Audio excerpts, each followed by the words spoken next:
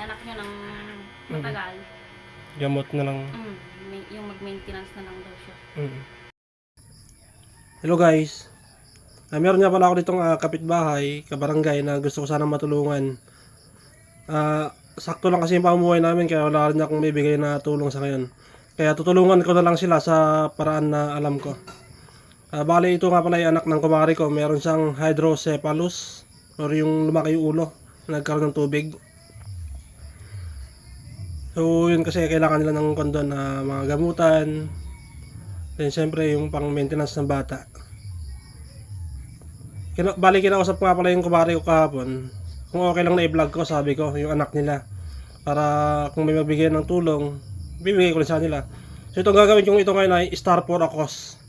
So kung yung matatanggap kong stars or tulong, ibibigay ko lahat sa kanila yan.